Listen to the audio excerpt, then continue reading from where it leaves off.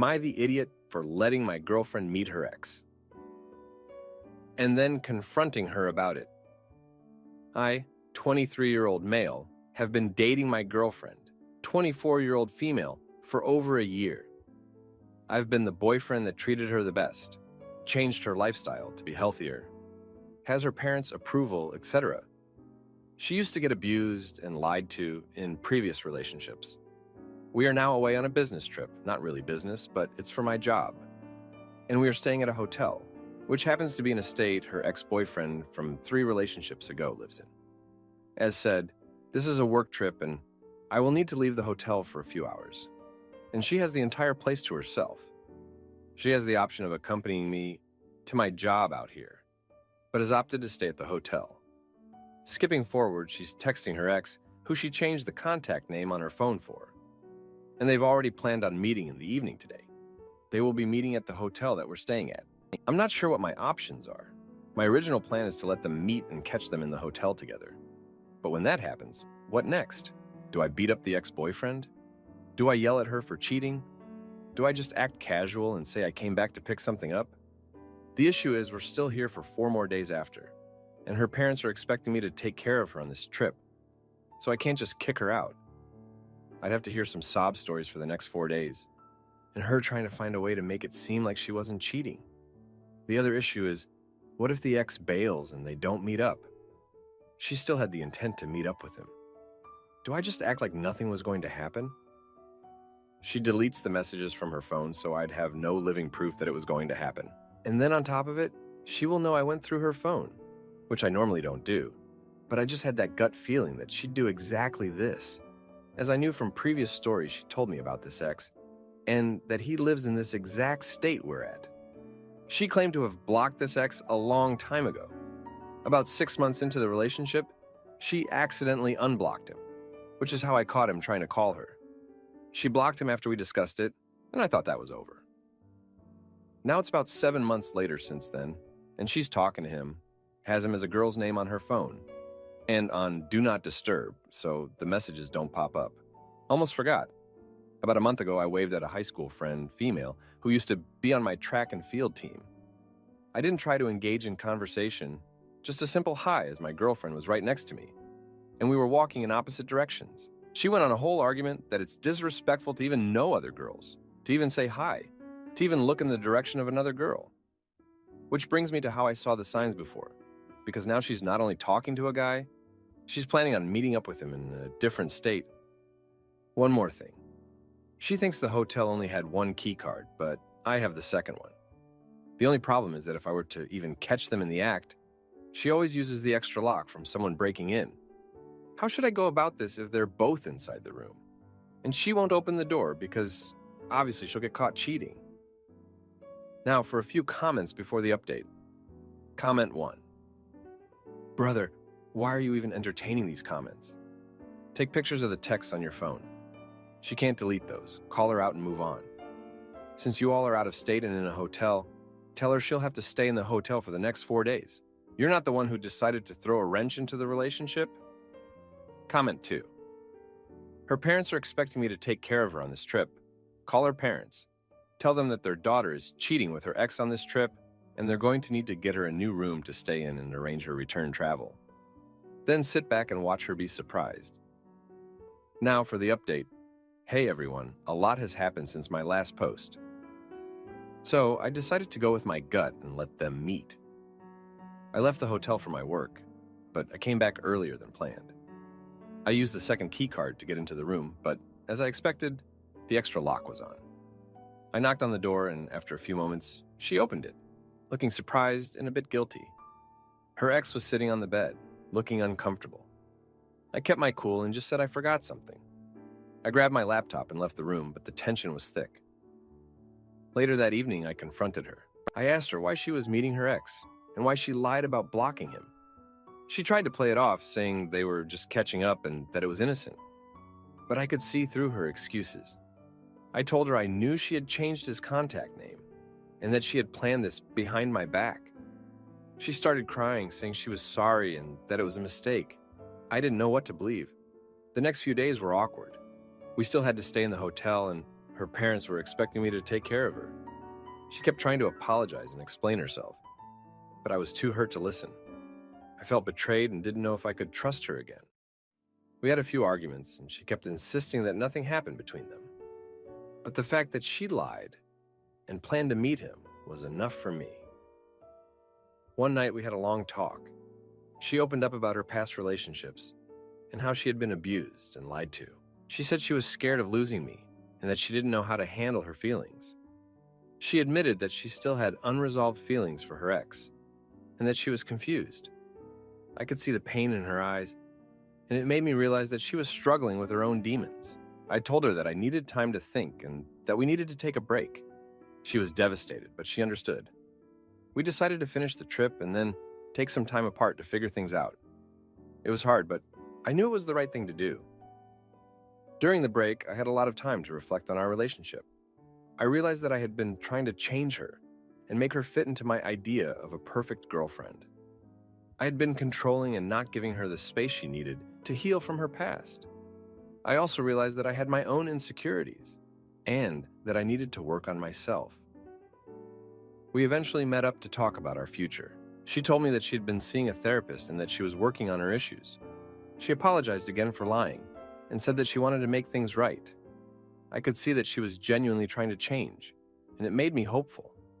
We decided to give our relationship another chance, but with some changes. We agreed to be more open and honest with each other and to give each other space when needed. We also decided to see a couples therapist to help us work through our issues. It's been a few weeks since we got back together, and things have been better. We're still working on our trust issues, but we're both committed to making it work. I've learned to be more understanding and patient, and she's been more open about her feelings. It's not perfect, but we're taking it one day at a time.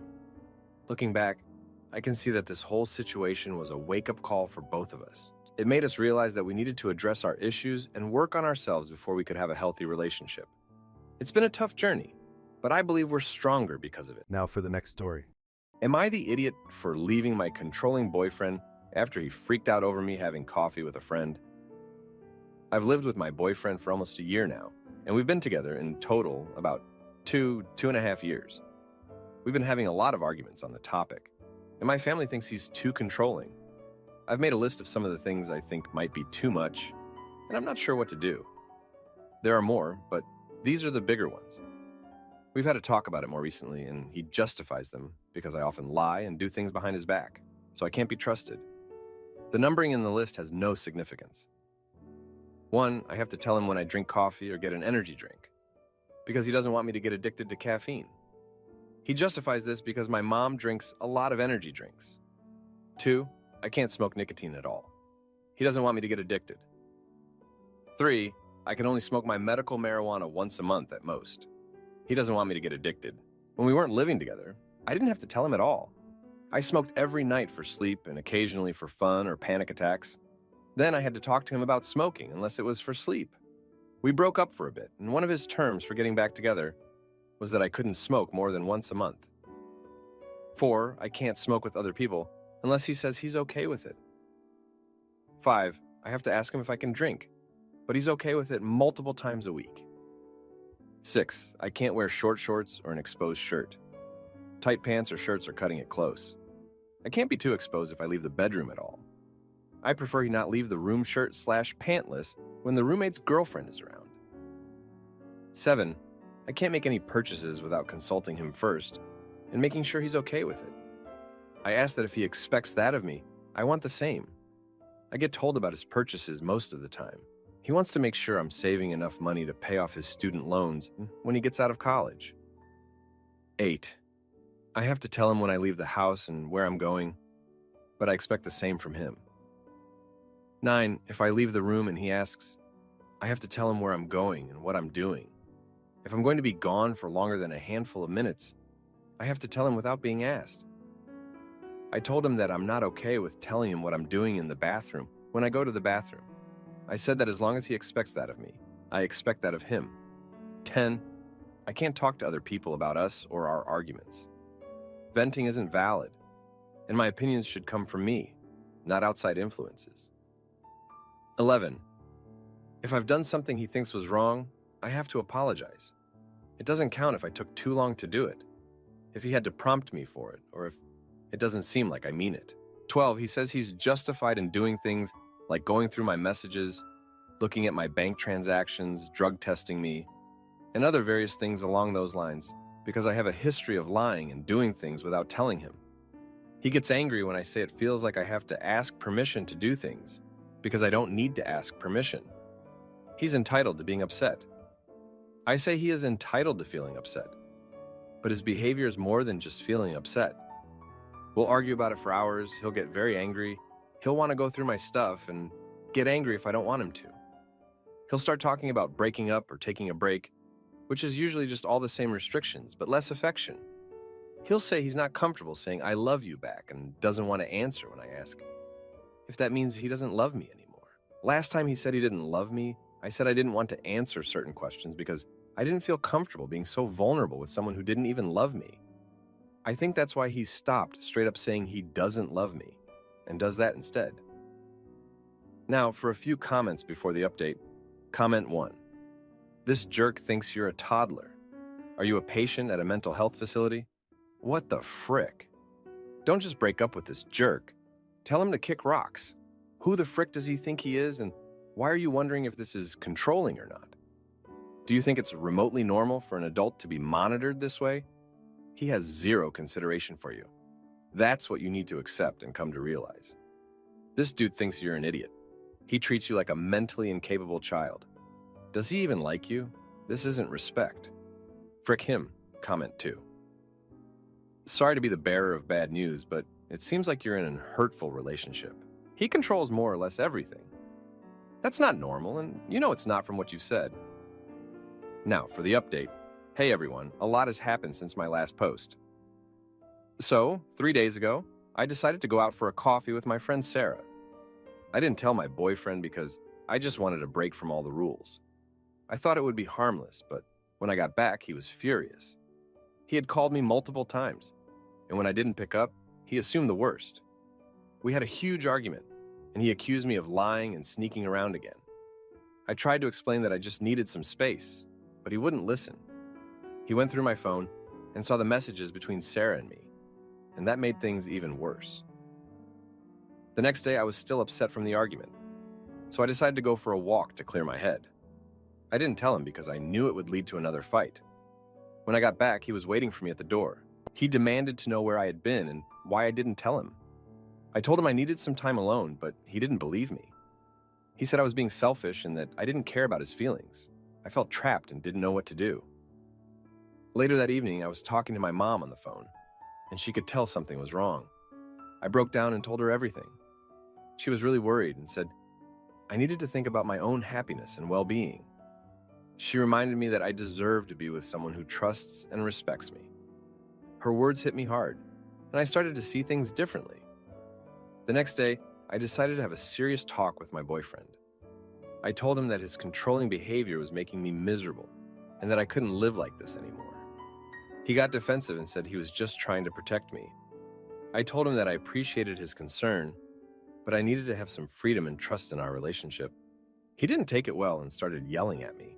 I felt like I was hitting a wall and that nothing I said would make a difference. That night, I couldn't sleep. I kept thinking about everything my mom had said and how unhappy I was. I realized that I had been making excuses for his behavior and that I deserved better. I decided that I needed to take a break from the relationship to figure things out. The next morning, I packed a bag and told him I was going to stay with my mom for a while. He was shocked and tried to convince me to stay, but I stood my ground. I told him that I needed some time to think and that we both needed to work on our issues. He was angry and hurt, but I knew it was the right thing to do. Staying with my mom has been a huge relief. I've had time to reflect on everything and realize how much his behavior has affected me. I've also had a chance to talk to my mom about her own experiences with controlling relationships. She told me about her first marriage and how she felt trapped and unhappy. Hearing her story made me realize that I wasn't alone and that I could get through this. I've also been talking to Sarah a lot. She's been really supportive and has helped me see things more clearly.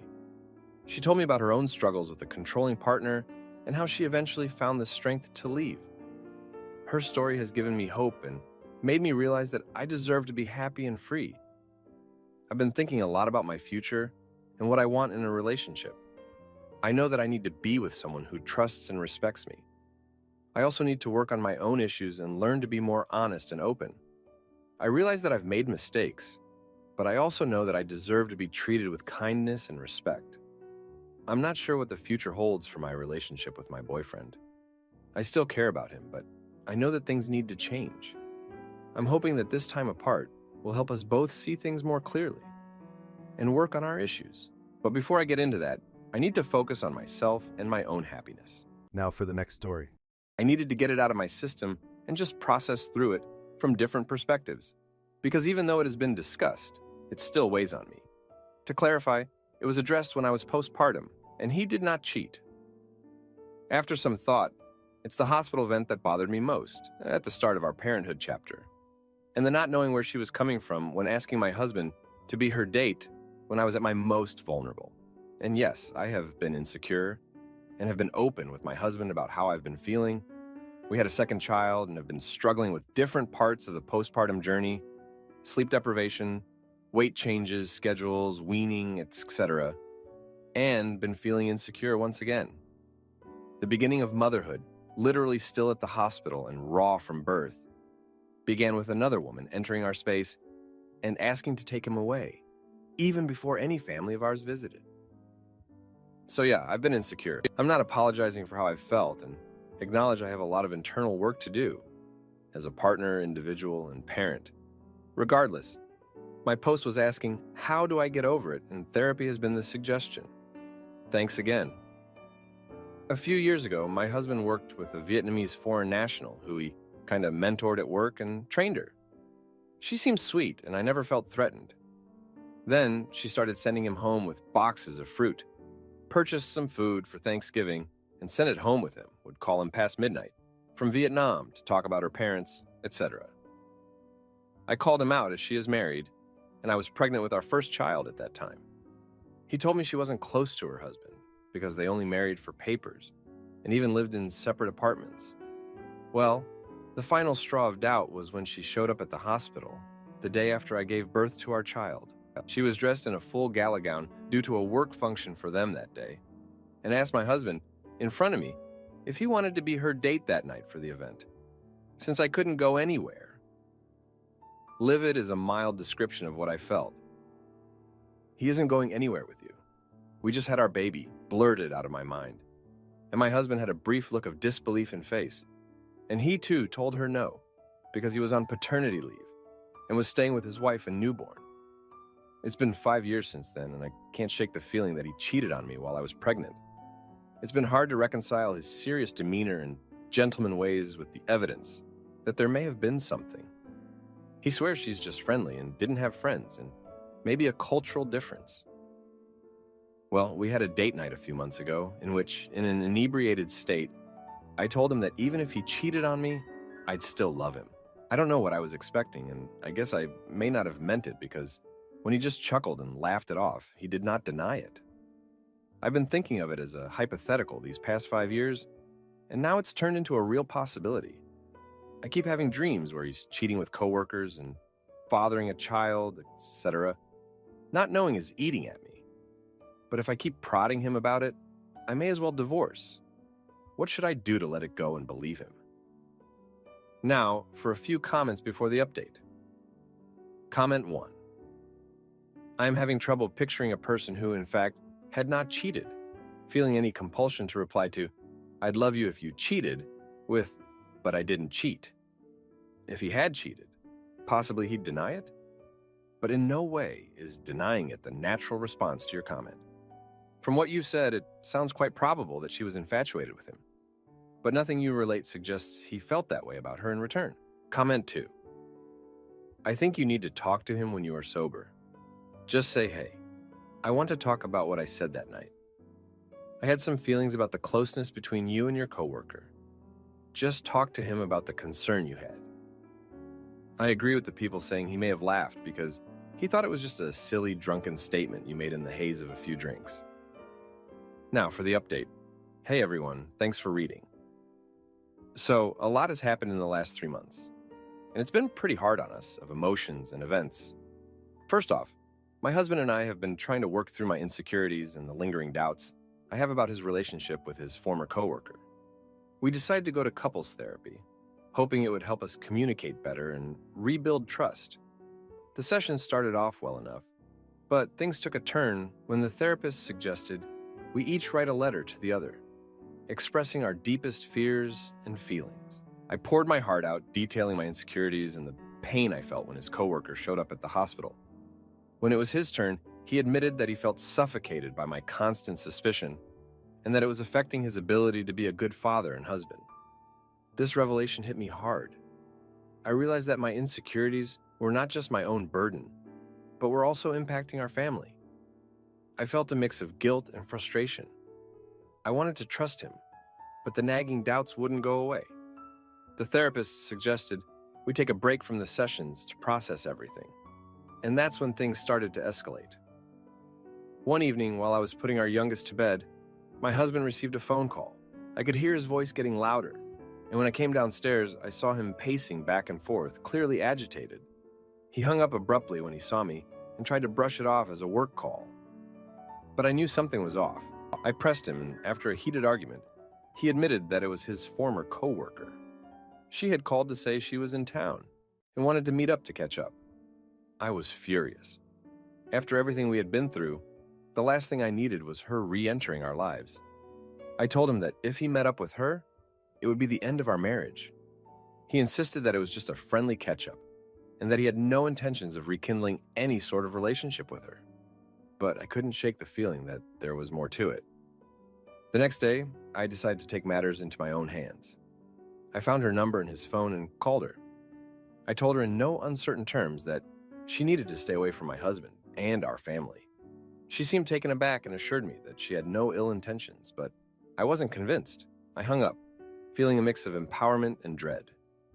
I knew this could either solve the problem or make things worse. A few days later, my husband came home from work looking defeated. He told me that his boss had called him into the office to discuss a complaint that had been filed against him. Apparently, his former coworker had gone to HR, claiming that I had harassed her and that it was affecting her ability to work. My heart sank. I hadn't considered the professional repercussions of my actions, and now my husband's job was on the line. We spent the next few weeks in a state of constant tension. He was stressed about the HR investigation, and I was racked with guilt and anxiety. Our therapy sessions resumed, but they felt more like damage control than actual progress. The therapist suggested we take a step back and focus on our individual issues before trying to fix our relationship. My husband agreed, and we decided to take a temporary separation to clear our heads. During this time apart, I had a lot of time to reflect on my own insecurities and where they stemmed from. I realized that a lot of my trust issues dated back to my childhood. My parents had a tumultuous relationship, and I often found myself caught in the middle of their arguments. My father had cheated on my mother multiple times, and I had internalized a deep-seated fear of betrayal. This realization was both enlightening and painful. I knew I had to work on myself if I wanted any chance of saving my marriage. Meanwhile, my husband was dealing with his own issues. He confided in me that he felt immense pressure to be the perfect husband and father, and my constant suspicion was making him feel like he was failing. He admitted that he had considered meeting up with his former coworker, not because he had feelings for her, but because he felt like he needed a break from the constant tension at home. This admission was a wake-up call for both of us. We realized that we had been so focused on our own pain and insecurities that we had lost sight of each other. As the HR investigation came to a close, my husband was cleared of any wrongdoing, but the damage had been done. His relationship with his boss and co-workers had been strained, and he felt like he was walking on eggshells at work. We knew that we couldn't go back to the way things were, but we were determined to move forward. We decided to give therapy another shot, this time with a focus on rebuilding trust and communication. It wasn't easy, and there were many times when we wanted to give up, but slowly we started to make progress. We learned to listen to each other without judgment and to express our feelings without fear of retribution. It was a long and painful process, but it was worth it. In the end, we realized that our relationship was worth fighting for. We still have a long way to go, but we're committed to making it work. The experience has taught us a lot about ourselves and each other, and we're stronger for it. Now for the next story. Am I the idiot for choosing my parents over my girlfriend and realizing my mom's control ruined everything? My girlfriend, 31 years old, and I, 28 years old, have been together for about 1.5 years. We have traveled together interstate and had several arguments before, all of which have been resolved before we went to bed. I usually feel safe in the relationship and happy to voice out my concerns and annoyances with her. Mainly how she would pout and express discontent with what I've done, so I feel bad and then make it up to her in one way or another.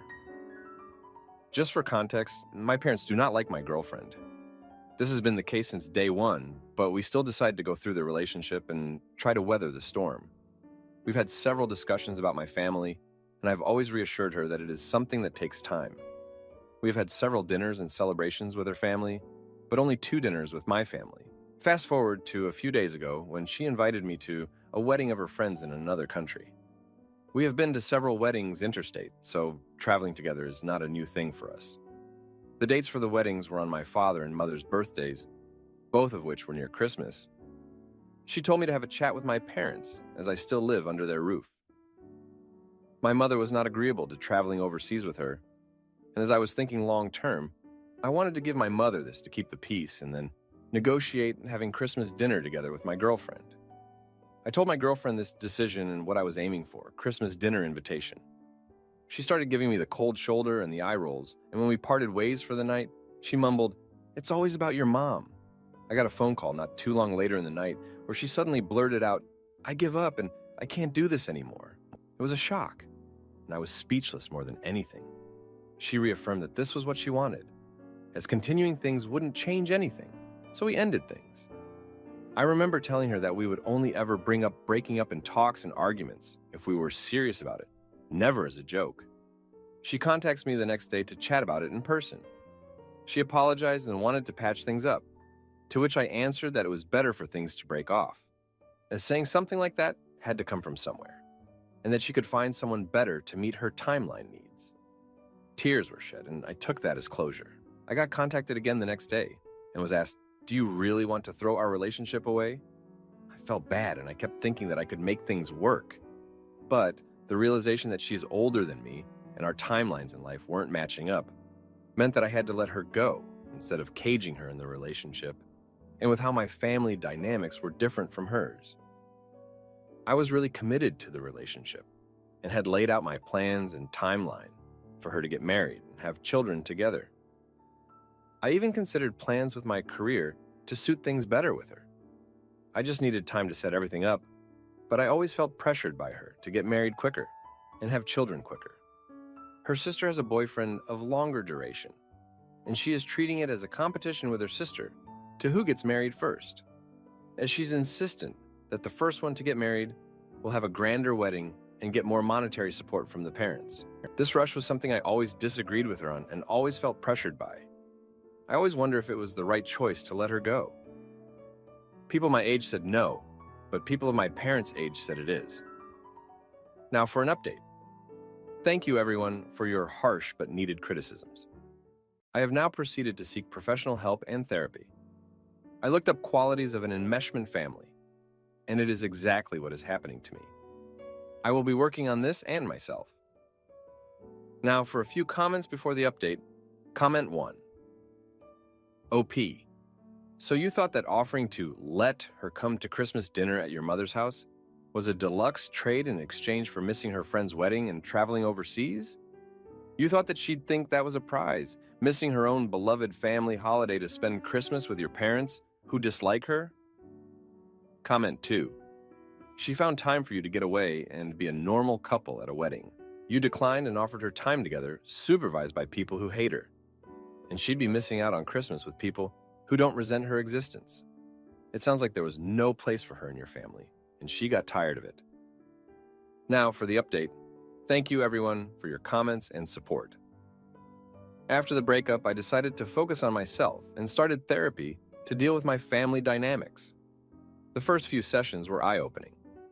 My therapist helped me see how deeply enmeshed I was with my parents, especially my mom. It was tough to hear, but necessary. I realized that my relationship with my girlfriend had been heavily influenced by my need to keep my mom happy, often at the expense of my own happiness. A few days into therapy, I got a call from my ex-girlfriend. She wanted to meet up and talk things through one last time. I was hesitant, but agreed, thinking it might give me some closure. We met at a coffee shop, and she looked different, more composed, almost like she had made peace with the breakup. She started by apologizing again for how things ended and admitted that she had been too focused on her own timeline and pressures from her family. As we talked, she revealed something that caught me off guard. She had been seeing someone else for a few weeks before our breakup. It wasn't serious, she claimed, but it made her realize that she was looking for something I couldn't give her at that moment. I felt a mix of anger and relief. Angry because she had been emotionally unfaithful, but relieved because it confirmed that breaking up was the right decision. The next few days were a blur. I threw myself into work and therapy, trying to process everything. My therapist suggested I take some time away from my parents to gain some independence and clarity. I decided to stay with a friend for a week. It was liberating to have my own space and make my own decisions without my mom's constant input. During this time, I started to see my parents in a different light. My mom called me multiple times a day, asking when I was coming home and if I was okay. It was suffocating. My dad, on the other hand, was more understanding. He told me to take my time and figure things out. This contrast made me realize that my mom's control over me was stronger than I had thought. One evening, while I was at my friend's place, my mom showed up unannounced. She was furious and demanded that I come home. We had a huge argument, and for the first time, I stood my ground. I told her that I needed space and that her constant interference was affecting my mental health. She was shocked and hurt, but I knew it was something I had to do. The fallout from that argument was intense. My mom stopped talking to me for a few days, which was a first. My dad tried to mediate, but I told him that I needed to handle this on my own. It was a difficult week, but it made me realize how much I had been sacrificing my own happiness to keep my mom happy. In therapy, we delved deeper into my childhood and family dynamics. I remembered how my mom had always been overprotective and controlling. She had a difficult childhood and projected her fears and insecurities onto me. This realization was painful, but necessary. It helped me understand why I had always felt the need to please her, even at the cost of my own happiness. I also started to see patterns in my past relationships. My need to please my mom had spilled over into my romantic relationships. I had always chosen partners who were demanding and controlling, just like my mom. This was a hard pill to swallow, but it gave me a sense of clarity and direction. As the week came to an end, I decided to move back home, but with clear boundaries. I sat down with my parents and explained that I needed space and independence. My mom was resistant at first, but my dad supported me. It was a tense conversation, but it felt like a step in the right direction. I also reached out to my ex-girlfriend to let her know that I had found some closure and was working on myself. She was supportive and wished me well. It felt good to end things on a positive note, even though it was bittersweet. Looking back, I realized that my relationship with my ex-girlfriend had been a wake-up call. It forced me to confront my family dynamics and take steps towards independence. It was a painful process, but it was necessary for my growth and happiness. As I continue therapy, I am learning to prioritize my own needs and set healthy boundaries. It's a work in progress, but I am hopeful. I know that I have a long way to go, but I am committed to making positive changes in my life. Now for the next story. My husband, who is 31 years old, in 2021, and we got married soon after. We then got pregnant shortly after that and moved to the other side of the world for his work. I had our daughter, who is 1.5 years old, in January last year, and admittedly, I gained some weight. It was the standard post-pregnancy weight, and my confidence took a hit. For context, I weighed about 65 kilograms when I got pregnant, and on the day of induction, I weighed 100 kilograms, so I gained a lot.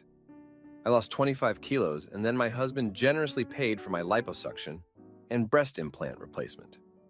I started to feel better, but I was still 10 kilos overweight and didn't have time for the gym because my husband works long hours and goes to the gym after work. He became distant after our daughter turned 4 months old. He would constantly be on his phone and would lock himself in the bathroom all the time under the excuse of dropping the kids off. But it seemed like he was actually having special alone time with random women on Instagram and reading his old sexts with other women. I found out about this later. We were like roommates, but we still had intimacy. However, it wasn't like it was before having a baby, and I attributed it to both of us being tired and me not looking as good as I used to. I still tried, but I got rejected a lot, although I didn't think much of it. One day, he said he wanted to try a threesome because I had had some before we met. Soon, that became his main topic of discussion, especially when it came to intimacy. I felt insecure, but again, I blamed myself for my own insecurities. One day in December, he went out with his friends to go day drinking. He left the house at 11:30 a.m., and I barely heard from him until 9 a.m. the next day, when he messaged me saying he woke up in a random stairwell on the other side of our city. In the past, he would get drunk, but always come home, which didn't bother me except when he sometimes acted mean to me when he was on the verge of passing out from drunkenness. Finally, I became suspicious enough and angry enough that I decided to confront him and check his phone if he didn't give me an answer about what he was doing. He came home at 10:30 a.m., and after a while, we sat on separate couches. I told him that I felt taken advantage of because I always stayed home taking care of the baby, the house, the cooking, and the laundry. But as I said this, he could barely look at me because he was busy messaging on his phone. My parents had just arrived from our home country and came to our house, so I took the opportunity while he was charging his phone in our room and talking to my parents in the kitchen to check his phone. Reader, I found a lot of things. He was screenshotting Instagram profiles to jerk off to. He was watching porn excessively. And the worst part was that he was sexting other women. He ran into the room and I was shaking. He asked, "Have you been in my phone?" And I said yes. My parents didn't know what happened, but I asked them to take our daughter out for lunch for a while. They did, and I broke down. My husband claimed that he was only messaging this woman to arrange a threesome for when we returned to our home country in 10 months. Keep in mind that I don't know this woman. Then he hit me with the biggest revelation. He had been sharing naked photos of both of us, implying that this was something I wanted. To summarize the rest of the story, I didn't leave him. I realized that I love him more than I hate his awful behavior. But now, 6 months later, my confidence is shattered. He doesn't like it when I bring it up because he thinks it's because I don't trust him, or that I can't or won't forgive him. He is trying to be better, and from what I can see, he is making an effort. But I don't know what I should do to feel like myself again. How can I make this not continue to break my heart?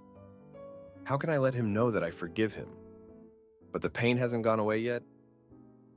Now, for a few comments before the update. Comment 1.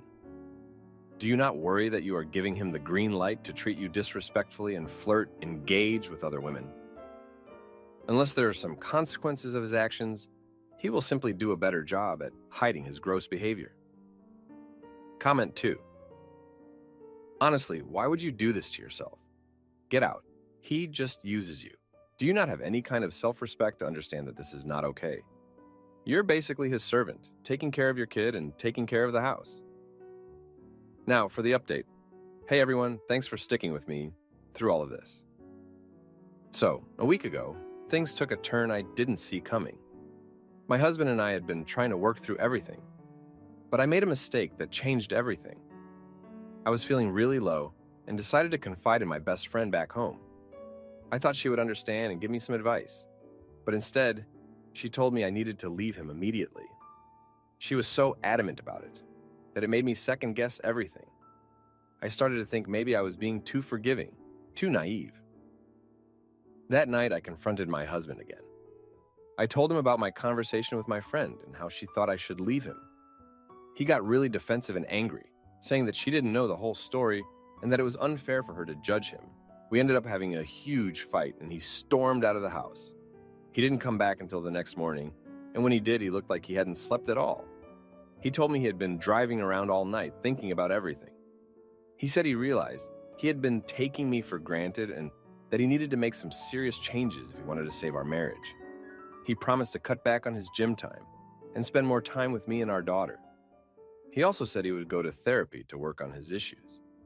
I was skeptical, but I agreed to give him another chance. Over the next few days, he did seem to be making an effort.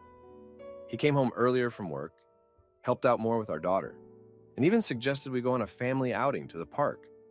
It felt like we were starting to reconnect, and I began to feel a glimmer of hope. But then, something happened that threw everything into chaos. I was cleaning up the living room when I found a receipt for a hotel room. It was dated the night he had stormed out after our fight. My heart sank. I confronted him about it, and he admitted that he had gone to the hotel to clear his head. He swore he hadn't done anything wrong, but I couldn't shake the feeling that he was hiding something. I decided to check his phone again, even though I knew it would probably lead to more heartache. This time, I found messages between him and a woman I didn't recognize. They were talking about meeting up, and it was clear from the context that they had already met before. My heart shattered all over again. When I confronted him, he broke down and admitted that he had met her at a bar a few weeks ago. He said nothing had happened between them, but they had been texting and flirting. He swore he hadn't cheated on me physically, but I felt betrayed all the same. I told him I needed some space to think, and he agreed to stay with a friend for a few days. During that time, I did a lot of soul searching. I thought about our relationship, our daughter, and what I wanted for my future. I realized that I couldn't keep living like this, constantly doubting him and feeling insecure. I needed to take control of my life and my happiness. I decided to reach out to a therapist for myself. I needed to work on my own issues and rebuild my confidence. I also started looking into support groups for women who had been through similar situations. It felt good to take some steps towards healing, even if they were small ones. When my husband came back, we had a long, honest conversation. I told him that I couldn't keep living in this cycle of betrayal and forgiveness. I needed him to be completely transparent with me if we were going to move forward. He agreed and handed over his phone, saying he had nothing to hide anymore. As we talked, I learned more about his past and some of the issues he had been dealing with long before we met. He opened up about his struggles with self-esteem and how he had always sought validation from other women. It didn't excuse his behavior, but it helped me understand where he was coming from. We decided to try couples therapy to see if we could rebuild our trust and communication. It's been a tough road, but we're both committed to making it work. There are still days when I feel overwhelmed by everything that's happened, but I'm trying to take it one day at a time. In the meantime, I've been focusing on myself and my own well-being. I've started going for walks with our daughter, and I've even joined a local moms group to make some new friends. It's been good to have some support, and to know that I'm not alone in this. I know we have a long way to go, and there are no guarantees, but I'm hopeful that we can come out of this stronger. Now for the next story. Am I the idiot for leaving my lazy husband and taking the kids after he pretended to change first and foremost? Thank you all for the wonderful comments. Some of these were really hard to read, but you're all right. I need to get it, and I've decided I'm going to. I'm still not sure on the when, whether that's in the very near future or after I'm done with school. But I'm not going to spend the rest of my life with him, and I just need to hurry up and get it over with. Thank you again, everyone. I realize my fear of being alone permanently is pretty irrational, and a lot of you have helped me see myself in a different, more positive light. The next update might not happen for a while, but I'll come back as the situation unfolds. I appreciate you all immensely. I've been with my husband for 5 years, the last 3 being particularly difficult. We have 2 boys together, 2 and 4. I have a son, 8, from a previous marriage, and he has a daughter, 9, with his ex. For the last 3 years, I've been the primary provider. I work full-time, I'm in school full-time, and I do most of the child rearing and all of the necessary duties to keep a household running, paying bills, grocery shopping, doctor's appointments, etc. He works very minimally because he hates the heat. We live in Florida, and he's determined he'll make us $200,000 with side hustles or owning a business. On top of these huge issues, he's also insanely inconsiderate. I work 12-hour shifts, and he'll spend the day asking me what he should cook for dinner or how to cook something when Google is literally in his pocket. He won't do anything for himself and is the absolute definition of a man-child. All of this, plus trying to cheat on me with a scam account, I wish I was joking, makes me feel I don't have the words for it. I feel like I'm parenting another child. I feel devalued. Now here's where I'm struggling. I don't consider myself a high-value person. I spent a lot of my early 20s making a lot of mistakes. I have a felony 8 years ago, nothing drug or abuse or theft related. I'm divorced already and would be twice if I leave him. I'm low income, but fighting like hell to change that. All of that makes me feel like it would be hard to find me desirable, and I worry I well and truly will die alone. Additionally, I'm worried that I'll have to work more and my children will resent me for missing much of their childhoods. It makes leaving scary. Now, that's not to say I would leave him and immediately start looking for another husband. Matter of fact, I quite like the idea of being alone. I've spent so long catering to other people that it'd be nice to just take care of myself for a while. But the thoughts still linger there that I might only ever be taking care of myself. He also hasn't been self-sufficient at all, in the least bit. If I leave him, he'll have nothing. No home, no car, nothing. I don't want to be with him, but I don't want him to suffer for that. Anyway, how do I just take the plunge and go? Would this be better for my kids, for me? And how do I find even a semblance of self-esteem so being alone isn't so scary? Thank you for reading. TL DR. I feel like I'm wasting my life with a man who can't do anything for himself and unsure how to get out of the situation. Now for a few comments before the update. Comment 1. It's almost like you're a single mom as it is. You do everything with the kids, and you're the breadwinner while your husband works minimally. There wouldn't be much difference between the way it is now and if you were to divorce him. If you're that unhappy with him and you don't think things could work, then you might as well split up.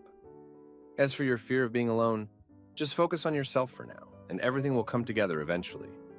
You're still young, and there will be plenty of time for you to find the right person. There's somebody out there for you who will accept and love you just the way you are. Comment 2. Sounds like you have it figured out. You just need to take that step and leave. You're already a married single supermom. Stop worrying if he can make it without you. He's not worried about making your family difficult with his work ethic or home life.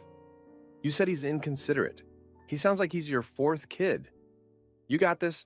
I couldn't even imagine your workload with full-time work/student/mother. You're already doing it. Stop worrying about being a 2-time divorcee or what people may think. They don't pay your bills. Now, for the update. Hey everyone, a lot has happened since my last post. So, after reading all your comments and taking some time to think, I decided to have a serious talk with my husband about our future. I told him that I couldn't keep going like this and that something needed to change. He seemed to take it seriously at first and promised he would step up. For a few days, he actually did. He cooked dinner without asking me a million questions, took the kids to the park, and even started looking for a more stable job. I thought maybe, just maybe, things could get better. But then, things took a turn for the worse. One evening, I came home from a long shift to find him sitting on the couch, playing video games, and the kids running wild. The house was a mess, and there was no dinner in sight. When I confronted him, he got defensive and said he was just taking a break. I felt my heart sink. It was like all the progress we had made was for nothing. The next day, I got a call from my son's school. He had been acting out and not doing his homework. When I asked him about it, he broke down and said he felt like I was never around. It hit me hard. I realized that my fear of leaving my husband and being alone was affecting my kids more than I thought. They needed stability, and I wasn't providing it by staying in this toxic relationship. I decided to take a risk. I told my husband that I was leaving and taking the kids with me. He was furious and said I was ruining everything. He even threatened to take me to court for custody. I was scared, but I knew I had to do what was best for my kids and myself. I found a small apartment and moved out with the kids. It was tough at first. The kids were confused and upset, and I was exhausted from juggling work, school, and being a single mom. But I felt a sense of relief that I hadn't felt in years. I was finally taking control of my life. However, things didn't go as smoothly as I had hoped. My husband refused to pay child support and kept showing up unannounced, causing more stress. I had to get a restraining order, which only made things more complicated. My oldest son started acting out even more, and I felt like I was failing as a mother. One night, after putting the kids to bed, I sat down and cried. I felt overwhelmed and alone. I started questioning if I had made the right decision. Maybe I should have stayed and tried harder to make things work. But deep down, I knew that staying would have only made things worse in the long run. I reached out to a support group for single moms, and it was a game changer. Hearing other women's stories and knowing I wasn't alone gave me the strength to keep going. I also started seeing a therapist, which helped me work through my fears and insecurities.